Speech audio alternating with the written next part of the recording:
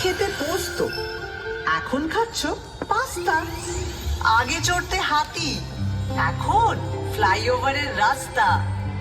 বদলে যাচ্ছে, সিমও থাকছে, কলকাতার সিম। উঁচু থেকে সার্ভে করছি অনেক অনেক দিন।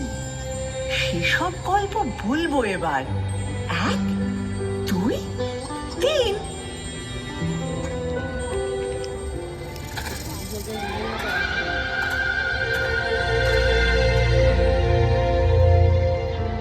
আমায় নিয়ে পট এঁকেছে, এখন হচ্ছে মিম।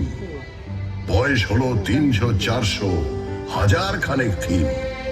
কি বলবে আর কি বলবে না, যদিও মেয়েটা ভালোই চেনা, তবু নিজেও ঘুরতে এলাম, দুজন মিলে টিম।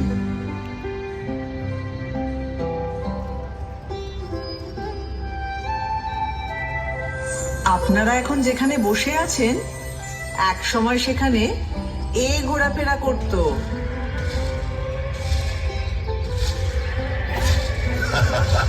কোথায় জুরাসিক পার্ক আর কোথায় পার্ক স্ট্রিট।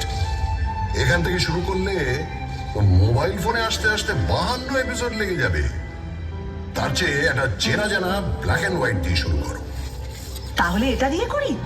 একটা গাড়ি সা করে বেরিয়ে এলো 38-এর 2 এলগিন রোডের বাড়ি থেকে 1941 সালের 16ই জানুয়ারি রাত্রে, এবং সোজা ঢুকে পড়ল বাঙালির আত্মার ভেতর।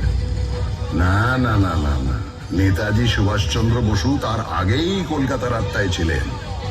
উনি তো 1930-এ কলকাতার মেয়র হয়েছিলেন।